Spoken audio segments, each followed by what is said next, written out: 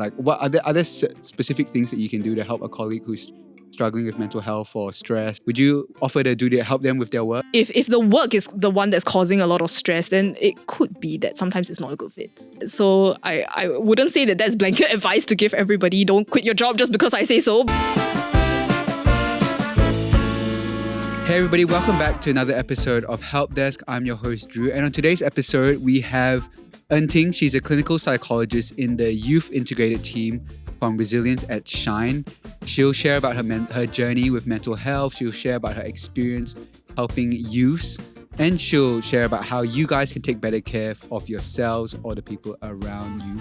We also answer a whole bunch of questions from you guys and writing in about different situations that you're facing, different mental health issues that you might be struggling with. And she gives some advice on that, some proper expert professional advice on these things. And we also have a larger discussion, I guess, about mental health in Singaporean society. So I hope you guys enjoyed the episode. I hope you guys find something useful in the episode. And without further ado, I'll dial it up right now. Okay, hi En-Ting. Thank you so much for joining us today. Hi. You're a clinical psychologist, is that correct? Yes. How does one become a clinical psychologist? Can you tell us a bit about that?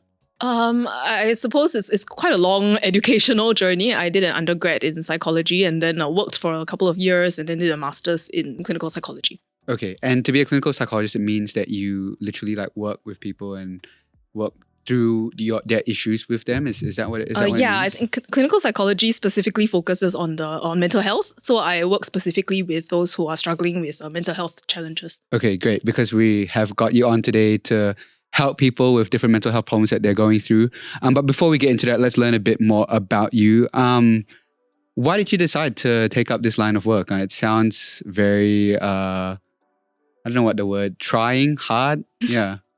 So quite a few reasons, I guess. Growing up, I had people around me who experienced mental health issues, and I always felt kind of helpless and didn't know what to do to support them. And then I think myself as well, I work with teenagers and young people. And when I was about 15, 16, I myself went through probably what was an episode of depression. Oh, okay. Yeah, and that's something that I at that point in time didn't seek help for, but I think I felt quite alone and didn't feel like I had anyone that I could turn to or talk to. And so I think growing up and kind of processing that whole experience, being able to be someone that young people can talk to is one of the biggest goals that I have in terms of why I'm doing what I do. Yeah, and you mentioned it. I think you said it, you work specifically with young people, I guess. And so when you do work with them, what are some of the typical issues that they come to you to talk about? All sorts of things. So they could have diagnosed conditions like depression, anxiety, OCD, PTSD. The list goes on. And then, of course, you have just general life stressors that might be making the young person feel emotional or just have difficulty coping in their everyday life in general. And can we talk a little bit about what actually, obviously while maintaining the privacy of of the people who come to see you, how do you actually help people when they do come to see you? So I specifically work in Shine Children and Youth Services, and I'm specifically tagged to the youth integrated team. And what our team does is that we work with youths from the age of 12 to 25. Okay. Who have mental health challenges, right, as I mentioned. And what we do is that we have quite a range of services. One of them is that we do screenings and assessments to assess, I suppose, where their mental health state is currently. And that helps us to decide what sorts of interventions might be helpful for them. So whether it's potentially linking them up to other services that might be helpful to support the families or any other, support that they need.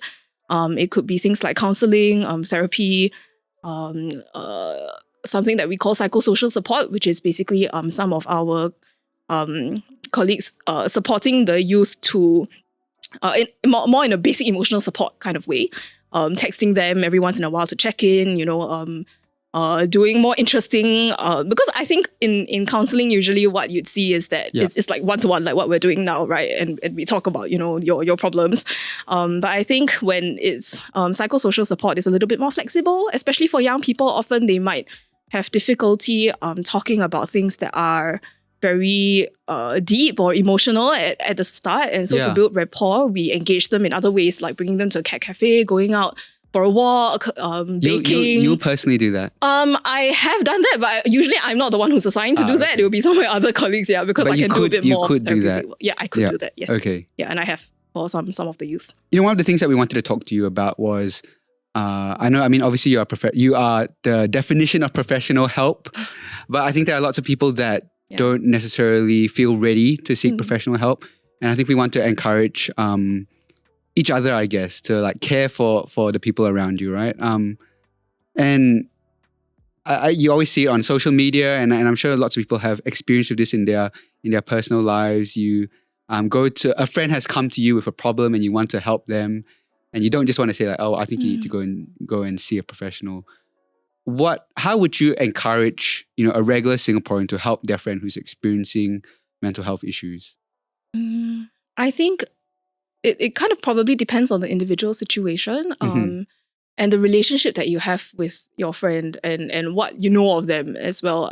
For different people, different kinds of help make sense at different seasons of their life, right? Some friends may want to have a space to vent about whatever it is that they're experiencing, and so then you could be that sounding board or just someone to listen. Yeah. Some people want friends who can help to distract them from whatever stresses they're facing, so going out, doing things that are completely unrelated to whatever it is that they're feeling stressed about. Yeah. Some might need more practical support in terms of like academic help, or maybe someone to accompany them to run errands or things like that. So I guess it really depends on who your friend is, what they're struggling through, and what they need. Okay. And I suppose a first great place to start is to actually ask your friend, actually, how would you like me to help or to support you? Okay. And often they might actually be able to give you an answer. Is there unhealthy ways to help someone? Because you were talking about listening to someone rant, right? Yeah. Like if you just like, the impression that I obviously I'm not a professional, so you would know better. But like if just someone just ranted on and on and on, that, also feels a bit, I guess the word people would use nowadays is like toxic. Or it's just like negative energy nonstop. Would that be considered an unhealthy way to help someone? Yeah, that could potentially be unhealthy for both of the people involved, the friend and yourself as well. Because on the one hand, I think while sometimes people do need, the outlet to be able to share, for them to consistently do it with one person would definitely affect the relationship. And I do know of people who, start to feel really tired and drain themselves because they're just hearing too much of it. So I think setting certain boundaries, like kind and gentle boundaries, but boundaries nonetheless. So things like making sure that, you're not expected to respond to this friend like instantly. Things like maybe making sure that you're maybe only talking to them at a certain time of the day, whereas, rather than them keeping you up all night talking about their difficulties. So things like that. I think as people who are trying to help others, we need to take care of ourselves too. And that's one way to do that, to be available, but not so available that you end up kind of neglecting all your other responsibilities. And, somewhat like tangentially related, right? But I'm wondering like, because as mental health becomes so much more part of like the normal everyday today conversations, are there unhealthy or healthy ways to talk about mental health? Yeah, I suppose we could start off with the unhealthy ones first. Much easier, I guess. Yeah. I think the language that we use is really, really important. How we talk about mental health, and even in just our everyday language. You're not necessarily, in conversation with someone who is experiencing mental health challenges, right? But how we use this mental health coded language is really important. Like nowadays, we're so ready to just throw out words like OCD and schizo and ADHD and all that. And we say like, oh yeah, you're so OCD, for wanting things to be neat and tidy or something. Yeah. So I think things like that are not very helpful because a few things, right? On the one hand, it trivializes mental health conditions and makes them seem like, oh, it's just this thing that you can label someone with. Yeah. It also spreads certain unhelpful and sometimes harmful misconceptions about the different conditions. Like so many people don't know like what bipolar and schizophrenia actually are, and it's used totally wrongly in our everyday language. Yeah. And then I suppose the worst outcome of using language like that is that it serves to further stigmatize the challenges that people who actually have some of these conditions experience. Okay. And it can make it really difficult for people to want to actually share that, oh, I have this condition, because everybody just doesn't understand it. And it's hard to talk about. Yeah. So throwing around those kind of terms willy-nilly is something that you wouldn't recommend people do. Oh, no. Or you're hoping that people Yeah. stop doing. Okay, how about like kind of healthier ways to talk about, mental health issues? Because one of the things that I guess people of a certain generation, it's always like, oh, just soldier through it, just grit your teeth and get through it. Is that a healthy way to think about it? I think we can acknowledge the good intention behind such things like, oh, just think positive. That's something that we hear pretty often. Yeah. At the same time, while these are said with good intentions, they're not necessarily the most helpful ways either. Because if I could switch on a button in my head and think positive, then who wouldn't want to do that, right? That feels so much better. But usually it's not something that we can necessarily control, especially for someone who is really experiencing a mental health condition. So I think being open, listening to the person, trying to understand where they're coming from, and only giving advice when asked. I think that's something that would only be, giving advice when asked. Yeah, Okay. helpful. I think unsolicited advice often comes about when these kinds of things do happen. Yeah. I'm wondering a bit about, that bit about seeking help and giving advice, right? At what point, if you are someone who has a friend who is struggling with mental health issues, at what point should you encourage them to seek professional help? I think it could potentially be at any point. I think maybe not necessarily right at the beginning of the conversation, like your friend comes to you and tells you, oh, I'm so stressed. And then you right away tell them like, oh yeah, you should go and seek help, not like that, of course. I think having a full conversation to understand, what your friend is experiencing and doing your usual, validating them, empathizing with their emotions, that's important. And then usually I wouldn't even start it off with advice. I might go the route of, oh, have you considered talking to someone about it, and then see what they have to say. And that could at least open up that door for you to gently kind of nudge like, hey, it sounds like, this is something you've been struggling with for a while. Might you want to find some help for it? And depending on how open your friend is, then yeah, I guess that determines how far that conversation goes. Yeah. If you're someone trying to seek help and you just want some resources, where would you recommend people go to find these kind of things? Okay, for one, there is this site called www.railspace.sg, and that's where you can go to kind of look for mental health services in your area. And railspace.sg. Yeah, railspace.sg, and you can kind of key in you put your age, you put your the location that you live in Singapore, and then it will come up with a few different places that you can potentially approach for support. So that's one. And that is specifically focused on the mental health side of things. Yeah, so then you'll be connected to teams like mine to support you. So that's one. And there's adult and youth teams. Then another one is, I think recently the IMH Mindline just opened. So that's another one that potentially you could call in, share a little bit about the difficulties that you're facing. And then they, I think they have some really cool AI tools that they use to help link people up to the right resources. Okay. Yeah. So that's another place that you could go. But there are actually quite a lot of these services in Singapore. It's just, it can get really confusing, I think, for people to find them. And so all these sites and helplines are trying to consolidate this a little bit so that the experience of someone seeking help isn't so confusing. Yeah. Okay. Let's keep that in mind. Okay, we wanted to dedicate the bulk of today's show to questions from the audience. But before that, because we got loads of questions from the audience when we put a call out there. Before that, one last question. Obviously we're filming this in the SG 60 year. And one of the big things this year is that, we want to encourage people to be more caring, to be connecting with other people and contributing to their society. For you as a clinical psychologist, how do you see yourself helping to contribute to a more compassionate and caring society in Singapore? Well, definitely at work, we hope to be able to provide services that support those that are struggling and to also provide a community of care within the kind of social service sector. Right. But I think outside of work as well, I hope to be someone that people can come to if they need someone to talk to. And so also, I suppose, what we were talking about language earlier, right? I do try to gently encourage the people around me to use more I suppose, loving language when talking about those mental health issues. And I think that can be a good place to start, to at least start to shift the way that we talk about it and therefore think about mental health issues and the people who are experiencing them. Yeah. Okay, so like I said, we wanted to dedicate the bulk of today's conversation to answering the questions that you guys have. But if you're watching this right now and you have a question, and you can write into us at the link that's appearing on your screen right now. And who knows, hopefully we'll be able to get experts like En-Ting on to answer your questions. Okay, En-Ting, are you ready? Sure. For the first question, this one is from an audience member who was just using the pseudonym ABCD. ABCD writes, my friend is diagnosed with general anxiety disorder and I'm not sure how to help her. She's currently staying in another country with her husband and in-laws. I'm worried that she might not have enough support, so I reach out from time to time. These days, her anxiety got worse and she doesn't feel like having conversations. I want to check in with her often, but I'm afraid it might give her more pressure or stress her out. Casual conversations are odd too, because it might seem inconsiderate for her. How can I support her as a friend? Okay, ABCD has a friend who's overseas. How can she support her friend?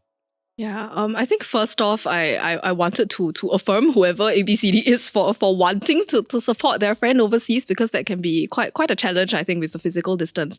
I'm just noting, some of the things that this person said, right, about how, she's not sure how to check in, whether, casual conversations might seem a bit strange. And I think earlier on we talked about how, sometimes asking your friend what might be helpful for them could be something. And I think this might apply to this particular case, being able to have that conversation about, actually I really want to be there for you and I want to support you, but I'm not too sure how right now because, we're not physically together, right? So what might be helpful?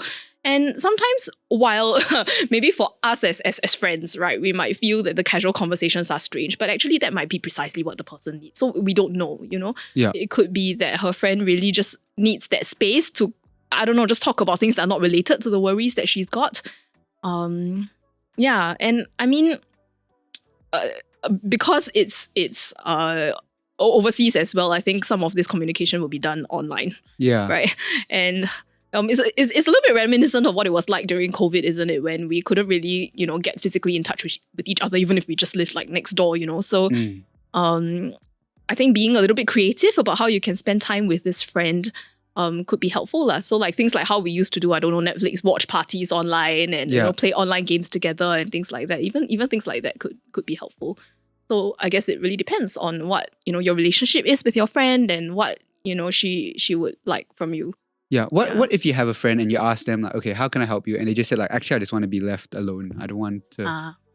Don't stop bugging me. What should you do in a case like that? I guess, you could actually respect their wishes. Maybe that is what they need, that they need to be left alone for a while. I wouldn't say like, if they say that, to leave them alone, that you do it forever. Okay. But maybe space out, how much you are getting in touch. It could be that really getting in touch and them communicating with you is just too much at the moment and they might, feel a little bit differently in the future. But checking in less frequently would probably be better, at least for that period of time. Like for people who are helping, just caring for their friends, right? And I suppose it's only natural that you want to see like results. You want to see them get better because you care about this person. How realistic is it to expect someone to get better? And like how, like would you typically expect to just be like in that situation forever where you're just always checking on this person? I don't know if you know what I'm getting at. I do. I get what you mean, and I think it's an important question because sometimes as friends who are helping, we might end up getting a little discouraged or even burnt out ourselves, right? Trying to support others. So I suppose everybody's journey with mental health is different. Yeah, some people may recover, some people may take a bit more time. So I think having patience, I think pacing with your friend at whatever pace they are going at, and also not having any expectations as to how much they're going to recover. Yeah. Is important. And I suppose sometimes if we had these expectations, it might come out in the way that we talk with them as well. So it's important getting frustrated, that we don't like why are we still having this conversation? Yeah, exactly. Or like, how come you're not seeking help or things like that. So while, we want to try our best to not portray these kinds of frustrations with our friend, we also need to take care of ourselves, I think, because these are valid concerns and expectations that you might have, that you might actually think that, she's taking really long, how come it's not getting better? So having your own person to talk to, or even like a community of friends, they who all know this person, and you can all kind of, check in with each other once in a while and take turns to check in on her. That might be one way to kind of share the load a little bit, and also to still provide that community of support for her, but not have it all fall on you. Yeah. And I mean, this friend, for example, she has a husband and in-laws, right? So hopefully that would mean that she also has her support over there. So even if, let's say, she's not responding to ABCD, then it doesn't necessarily mean that she's not okay. Maybe she just needs a bit of space. Let's move on to the second question then. Okay. Would you do us the honors of reading the second question from JY? Sure. Okay. JY says, thank you for hosting this session. I have a couple of questions that I've been thinking about but have nowhere to ask, so I appreciate this a lot. Number one, if a psychologist and client see each other in public, are they allowed to acknowledge or say hi to each other? And number two, are psychologists and their clients allowed to follow each other on social media platforms like Instagram? Interesting. Thanks for asking this question. And thank you for, you're welcome, JY. Okay. Are you allowed to acknowledge your client when you see them in public? Yeah, I think this is really dependent on the mutual comfort level of me as the psychologist and my clients as well. So I think personally for me, I'm totally fine if a client says hi to me in public, but I don't know whether, some other professionals might find that kind of crosses a certain personal boundary where they kind of want to keep work and life very separate. Yeah. But I think most importantly is whether the client feels comfortable or not. I would never be the one to initiate saying hi to a client in public because I wouldn't know how to. I mean, if they're with people, I wouldn't want to have to put them in the position where they would need to explain who I am to someone. Yeah. Yeah, but I've also, known of clients who would, see me and then be very happy. Oh, hi, So I mean, they can do that if they want to. So I think it really depends. If I don't know why JY is asking whether JY is asking from the perspective of the psychologist or the client. But if JY is maybe the client, then maybe having a conversation with your psychologist or counselor or whoever is supporting you might be helpful to see what would be a preferred arrangement for the both of you. So go in the next session and say, hey, I had this thought, if I see you outside, should I say hi or should I just ignore you? Yeah, have that conversation. Because you want to see what the psychologist themselves is comfortable with as well. I think it might be a bit different from person to person. Okay, the second one, a bit more tricky, following on social media. Yes, probably a hard no. So typically, we wouldn't encourage this. And that's because I think it's important for us to kind of have boundaries. And sometimes when clients learn something about a psychologist's personal life, that might affect the therapeutic relationship. Oh, really? So that's from the perspective of the client following their psychologist on social media. But how about the other way around? Is that helpful? Is it ever helpful for you to have that kind of information about your client? I think it could potentially be helpful, but at the same time, I think that I think it really depends on the situation. I think for let's say if the client is a public figure, for example, then sometimes you might actually see news reports or like social media. Yeah, who knows, right? So in such cases, it's kind of not such a black and white thing. But if let's say it's a private account, and following, then I would say again, like with the previous question, have a conversation about it.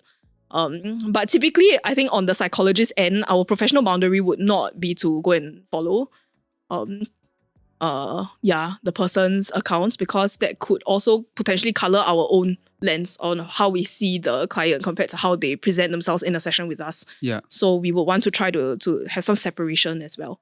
Yeah. I mean, I'm always curious about that as well. Because people come in, you have conversations with them, and granted, I don't know exactly the nature of the conversations that you're having with people, but I'd imagine, you're learning about their lives. It's quite deep. Yeah. Is it hard not to build like a connection or form a connection with the people that you're talking to? Yeah. So I think the whole point actually of having this is to form some sort of connection. Okay. Yeah. Whenever we have a counseling or therapeutic relationship, we do want to actually have a relationship with the person that we are speaking to, and that in itself can be a very healing process. already. Okay. To model certain things and to potentially have a more stable relationship than the relationships that they might have in their everyday life. Yeah, and that's not a bad thing. But I think there are certain lines that we don't cross and certain kinds of connections that become a little bit too much. Yeah. Let's go to the next question. This one is from Lynn. Lynn writes, what do you do if you're battling your own mental illness and have to help your husband who has mental illness too? Lynn is battling their own mental illness and they have a husband who has mental illness as well. Can people who are suffering from mental health illness actually help other people as well? Answer is yes, potentially, but we want to be careful around it. I mean, we don't have a lot of details from this question, but I think it sounds like a really difficult situation that Lynn is in, that she is struggling with her own stuff and needs to support her husband too. So I think being able to, I don't know, sometimes I tend to like to use this analogy with parents, particularly caregivers, who are struggling with working with their teenagers. Yeah. The airplane analogy, like every time you sit on an airplane, right, they always tell you that you have to put your mask on first before you can put the mask on the oxygen mask on for someone else. Yeah. And that's really just to make sure that you can breathe so that you don't faint halfway when you're trying to give it to someone. So it's a little bit like that to some extent we need to have that our own emotional capacity to be able to care for someone else. And in order to have that emotional capacity, we need to take care of ourselves first. Okay. Yeah, so I think Lynn and her husband both need, if they really do both have these mental illnesses, then they both need their own avenues of support in different ways, whether it's professional help or, friendship or family support. Yeah. And they can continue to support each other, but it might be challenging and they will need a lot of community help for that. Yeah, because if Lynn is struggling too, then, she might struggle a lot with her own, and having to handle somebody else's burden is also quite difficult. So should self-care always come as a priority over caring for others? It's a bit of a kind of like that, I don't think it would necessarily be like, always self-care and you have to make sure that you're totally well before you can help someone else. That's not true. Yeah. But I think we all have our good and bad days, right? There are some days when we might feel a bit more drained, tired, down than usual. And those are the days when we might actually need to spend a little bit of time to take care of ourselves. So I think all of us have different thresholds, different levels of, different times where we might need different kinds of things. Some days, I might feel like, okay, today maybe I can afford to reach out to that friend who needs a bit more support. But some days I'll be like, today, okay, I need to take a break and I need to take care of myself first before I reach out. So it's a bit of a balance and a dance that we have to do to feed ourselves and also be able to feed others, to constantly kind of like, fill our water until that there is enough, but be able to pour it into somebody else's cup too. Yeah. What are some of the warning indicators for yourself that, when you start to notice like, crap, I need to take a break, or I need to look after myself now? I think noticing my body is really important. So for me, if I get really stressed, I might tend to have a little bit more stomach issues, or yeah, or I might be more tired than usual. I might notice that maybe even in my relationships with others, I might have a shorter fuse than usual, be a little bit more irritable. So things like that, I think, being able to kind of reflect on your own threshold and levels and understanding your own physical cues, your own relationships with other people, and how some of these little clues might tell you that, actually, today I need to take a step back. Yeah. I need to take care of myself first before I can be effectively supporting someone else. Yeah. That's an interesting one. Like, so like physically, like your stomach will feel like a bit sometimes. Ill. Okay. Is that common? Yes, actually, a lot of people, especially in Asian context, actually, research shows that because we are not the best at expressing our emotions, that often our emotional experiences come out as physical sensations. So headaches, stomach problems, and other like tense feelings and all that. Yeah. Yeah, interesting. Okay, so some of those things that, if Lynn or whoever's trying to help their friends, you should look out for that. Pay attention to your body. Yeah. And take a break if you need to. Some self-care for yourself. What's your go-to like self-care? For yourself, obviously. I like doing craft, so I think that's what really helps me. I like cross-stitching, crocheting, so I find that I don't know, the repetitive motion of doing the same stitch over and over again really helps me to kind of relax, disconnect, distract, like at work, whenever I feel stressed, I like doing like a really menial task. like just like deleting emails. Yeah. Yeah, sometimes repetitive things can be helpful. And in a sense, you're also decluttering, right? When you delete emails. True. So maybe it also gives you a sense of satisfaction or yeah. Okay, we've got a question here from Jennifer. And it's a pretty long one, so I will let our professional, I hope you don't mind, to read it for us. Okay. Jennifer. Sure. Okay, Jennifer says, what support systems should be in place for employees struggling with work-related stress, especially when there's a fear that speaking up might be seen as a sign of incompetence? I've noticed both personally and among peers that many employees avoid admitting they're overwhelmed, even when it's clearly affecting their well-being and performance. There's this unspoken fear that asking for help or setting boundaries might be interpreted as weakness or a lack of competence of the individuals. This fear is compounded when leadership is not receptive to conversations around workload or mental health, especially for people who are older. How can organizations break that stigma and implement genuine support systems that promote openness and psychological safety without putting employees at risk of being judged or penalized? Yeah, wow, big one. And I think one that is probably super relatable to many young and even older people. What do you reckon, En-Ting? Yeah, it's a big one. This is kind of also a systemic issue, right? We're talking about changing the mindset that many employers have towards mental health, and that can be, that's an undertaking. Yeah. Yeah. So I think maybe at the first part of the question, right? What support systems should be in place? I think, and thankfully this is already starting to happen, right? There are some employers who do have things like sponsored counseling sessions if, let's say, the work stress is becoming pretty intense. There are some companies, I think maybe not as many in Singapore, but there are some companies that have like mental health days and things like that. Right. So I think having these organizationally sanctioned sorts of practical support, like having counseling, mental health days, might be helpful. And I mean, for my own organization, because especially in the mental health group of Shine, because exactly, we work with those with mental health challenges and we want to walk the talk, right? So we have a few initiatives. So things like we have this thing called conversation circles where we kind of break up into small groups as professionals, but amongst a group of people that doesn't have any reporting lines. Okay. So you're not talking to your boss. Yeah, basically. No, yeah. So you're not talking to your boss or your supervisor, and it's just peers lah, in a sense. Yeah. So we do have these sessions like once every quarter or so to kind of talk about, any stresses that we might be facing at work. It's kind of like an internal work support group.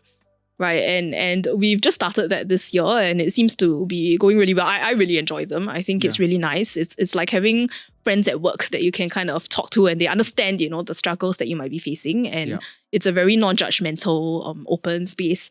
So I think having things like that can potentially be helpful. And I suppose it really flows down from above. Often if the employer and I suppose your managers and directors are supportive of mental health, then usually you'll be more likely to feel it at a lower level.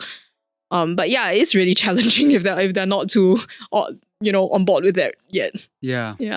I mean, this is a tough one. As someone who has managed people and still manage people, there's the balance because you want to look after the person, but at the same time you have like I hate to say it, but like KPIs and things like that to meet, right? And you're at work, you're getting paid, you're expected to put out a certain performance and to do certain tasks.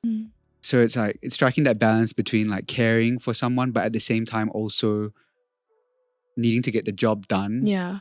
Like, I don't know. I still struggle with that. And then also like, if you let someone take a break, but the work still has to be done. That means other people have to pick up the slack. So having that whole environment where everyone is, I guess, happy to support and help each other in a way that might also mean their burden, for lack of a better word, increases. I think so tough to create. But if we can, I think that would be amazing. Yeah, that would be great. And I think one of the problems lies is because one of the places that the problem lies is really that we don't see mental health like we do physical health. Like if let's say someone has like a really serious physical health issue and they were hospitalized, how much hospitalization leave we have typically, right? It's a mindset thing. Like, how come we are so willing to give grace when people have physical health issues. But when it comes to mental health, we don't have that same kind of mindset. Yeah. And if potentially that were to change, then that could make a really big difference. I mean, really, some people, sometimes they just need a day. Sometimes they go through a season where they need a bit more support than others. Yeah. I guess, I mean, you've spoken a bit from an organizational point of view, like what are the big organizational changes, but for the individual, for Jennifer, what kind of advice would you give to her in this situation? What could she do to, I don't know, I guess alleviate some of the stress that she's going through? It really depends. I mean, I guess Jennifer doesn't really say too much about her own personal experience, just an observation that she's had, right? But if let's say it's her or her friends or her colleagues who might be experiencing this kind of fear of speaking up at work, I mean, unfortunately, the reality of it is that sometimes it might actually be detrimental, unfortunately, to talk about these things at work, especially if you have a supervisor or RO reporting officer who isn't necessarily the most understanding of these kinds of concerns. So, I mean, sometimes people try to find other ways to cope. They might find their own professional help outside of work if they have means or time to. And sometimes maybe, if the work is the one that's causing a lot of stress, then it could be that sometimes it's not a good fit. Okay. Yeah. So it really depends, I think, on the person's kind of life goals and how important this particular position is for them. So perhaps looking for something different might be the way to go if, management is not so supportive, if they are struggling to manage the workload and the kind of work and all. Okay. Yeah. If you were in an organization that didn't care about mental health at all, it was like one of those things where it's just, work and like people who suffer from mental health issues are weak or whatever, do you think you would want to quit that organization? I think because of my profession, the answer is yes, because this is something that is so closely tied to my own kind of personal beliefs and values that I don't think I could stay in an organization that doesn't care about its people so much. I mean, in the emotional sense. But I can see, of course, there'll be practical considerations around that with like, your own career progression and financially and all that. So I wouldn't say that that's blanket advice to give everybody. Don't quit your job just because I say so. But it really kind of depends on the own person's mental health and how much they can tahan lah, in a sense, how much they can continue to tolerate what's happening. Yeah. This question is so tough because like it's really like even if you do quit your job, right? Like for example, and then you go and interview at other places, then they look at your resume. Why were you here at such a short period of time? Yeah. Like even the stigma of saying like, actually, I just felt like this company didn't value mental health. Like I would feel afraid to say that in a job interview. Yeah. You know what I mean? So it's oh man, it's like one of those things where it's how like I almost can't help but feel a little bit helpless because it's like what can as an individual in this big organization, what can you do? One of the things I was thinking about is like if you notice that your colleagues are struggling, and obviously we've spoken a little bit about this already. Like, what are there specific things that you can do to help a colleague who's struggling with mental health or stress or whatever? Yeah. Would you offer to help them with their work? I think that kind of really depends because you kind of have to consider like the politics and the dynamics around that at work as well, right? Yeah. That how it's going to look for other people to see you helping your colleague, for example, and whether it's going to make them look bad. It really depends. And I suppose if you're in a position to potentially support them a little bit more and you have the capacity to do so, then that might be something that you consider. But it could be other, like how you support a friend, I guess, providing emotional support, having lunch with them to just kind of chit chat, spending time after work if you have that kind of relationship. But practically, with the workload, I think it really depends on the setting and I suppose what position you're in to be able to offer that kind of help as well. Yeah. In other stressful environments, school, which can be very stressful, would you, if someone wanted to help their friend and their friend seemed very like they're very stressed out, can you let your friend copy your homework? Oh, no, that's a whole different thing. That's probably not the way that I go. You don't want to kind of encourage this dishonesty around it as well. I might offer to help, to explain it maybe, but not copy. Oh, really? Yeah. Oh, but like, please, like I'm so stressed out. Explain to me like it's due like tomorrow. I want to sleep. Oh, yeah. No copying. That's a tough situation. But I would still say no, though, because then potentially you're both going to get in trouble and then both of you are going to be stressed out because of it. So probably not a good idea. Okay, so don't let anyone copy your homework if you're a student listening to this. Anything else that you wanted to say about Jennifer's question? I guess in general, this is a wider society issue that we want to, have a society where we want to be more accepting and empathetic, and we really show care for one another. I think that's really how that will eventually flow down into organizations and be able to make some of these, organizational level changes as well. Yeah, and Jennifer, I do hope you get to some sort of management position in the future, because that sounds like a great place to start. Yes, to take care of your employees. Yeah. Okay. This question we have from someone who just used the letter N as their pseudonym. N writes, what if you cannot forgive what your parents put you through financially and emotionally? What if you will never get an apology for them and they just brush it off like they always do throughout my life? What if I had to share the cost of their house and so I lost the rights of moving out and applying for a BTO? I feel stuck. I feel like my life is not within my control. Please tell me of resources that are free and useful for mental health. I feel that I really need the help and medication, but it is just too costly and I cannot afford it. Okay, so two kind of questions here. One about, I guess, about like intergenerational trauma almost, or like, hurt from people who you are meant to be close to. And then the other one about resources. Let's start with the resources one first. I think you mentioned some earlier. Best place to start, what was that website again? www.realspace.sg. Okay. And then the National Mind Line. Yeah. The first part of the question, about N's parents. This one's tough because you go home and you live with them. Yeah. You can't really, it's not like the previous one where it's like if the workplace was really oppressive or something like that, you could, potentially quit. Yeah. This one is like, I don't know. I mean, it's hard to quit your parents, right? Yeah. We don't want to encourage that. I think the first few what if questions, those sound like N is really struggling and in a really difficult place right now. And I mean, I don't necessarily have any answers to those questions specifically. Things like, what if you cannot forgive what your parents put you through financially and emotionally? I don't know. I think I don't know the answers, but it does sound like, I think first off, it sounds like N is potentially a little bit conflicted.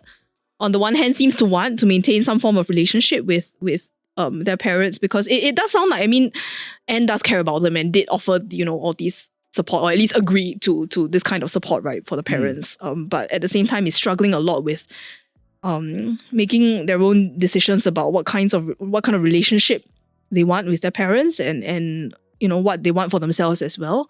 So I think it's really great that N reached out for support, because I think they do need someone to be able to talk through all these things with, to figure out actually, is forgiveness the initial goal that you want to have? Is that really what you want to work towards with your parents right now? Or is it that at least for a start, you might want to figure out actually what kind of relationship do I want with my parents, and how do I want to maybe set my own boundaries and figure out, what works for me, as well as what can I do to still be a caregiver for them. Yeah.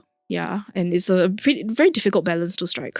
Yeah. Is this something that you intergenerational kind of stuff, is that something that you commonly deal with at work? I mean, I guess we see younger youth, so they may not necessarily be experiencing these really, really practical issues with like the housing and all that. Yeah. But often, I think a lot of the time we do see youth having difficulties with their parents or even grandparents. Often. We learn a lot of how we manage our emotions and how we deal with everyday life through our relationships with our parents. And if even in the best of intentions, and even with parents who are really supportive and try their very best, there are, I mean, nobody's perfect, right? And sometimes we still learn things that may not be helpful to us. And I guess that's where intergenerational trauma comes, right? Where, parents may have their own stuff that they may not necessarily have sorted out that ends up getting passed on to the next generation, and then so on and so on. Yeah, absolutely. Yeah, so, it's really tough. It's so crazy because like, when you're growing up, you think like your parents should have it all together, or you think like they know everything in the world. Yeah. But now like at my age, I have friends that are becoming parents themselves, and I look at them and I'm like, okay, yeah, no wonder right? Like no wonder your parents were like that, because they were dealing with their own things. Yeah. They, no matter how many books they might have read on parenting or not, like everyone's just kind of almost figuring it out as they go along. Yeah. So it's not an easy job. But at the same time, you know, like I can also understand, like these are people that you like look up to, and that, you know, you hope like really care for you and brought you up. So like there's also that attachment to them. How important, you know, this one part of his question, he said, what if you will never get an apology from them and they just brush it off like they always do throughout my life? Do you think like that apology, I don't know, like do you need an apology to forgive someone if you are someone who's struggling with this kind of thing? I mean, an apology would help, of course. Yes, okay. But I think we, unfortunately, as much as we'd like to sometimes, we can't control what other people say or do. And while, you know, they might not apologize either because they don't understand or because they don't think that an apology is required or whatever, I think it is, in a sense, up to En to figure out how then, without this apology and without being able to control their parents, how to still find a way to reconcile and to still have the relationship as best as possible, a relationship that they could have with their parents that is maybe realistic. Yeah. And while the short answer is no, you don't need to have an apology from someone to be able to forgive them. But it can be really challenging. Yeah. Yeah. Okay, I think it's worth mentioning because En asked about free resources and also they talked about affording help. I think it, you know, useful to say. And we had so many people who wrote in, people who cared about their friends, people who care about other people with mental health issues as well.